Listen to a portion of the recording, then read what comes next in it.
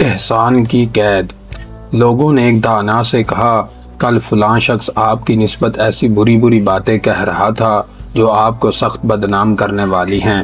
دانا نے فرمایا، تم لوگ تو اچھی طرح مجھ سے واقف ہو، کیا ان باتوں کے متعلق تمہیں یقین آ سکتا ہے کہ وہ درست ہیں؟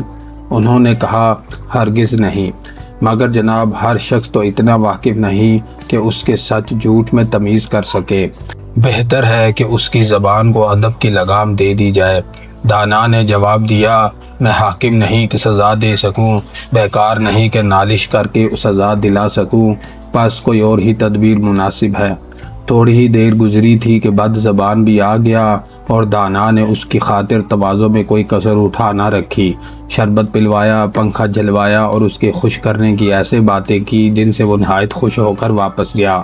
اس کے چلے جانے پر شکایت کرنے والوں نے کہا، آپ نے یہ کام بالکل عقل کے خلاف کیا کہ ایسے بد زبان دشمن کی اتنی خاطرداری کی۔ دانا نے جواب دیا، تم سمجھے نہیں کہ میں نے کس طرح اس کے دل کو اخلاق کے جیل خانے میں اور زبان کو ادب کی زنجیر میں قید کر لیا ہے۔ بس اب 2-4 ملاقاتوں میں یہ قید اور بھی سخت ہو جائے گی، جس کے بعد اسے میرے خلاف کہنے کی کبھی ہمت نہ رہے گی۔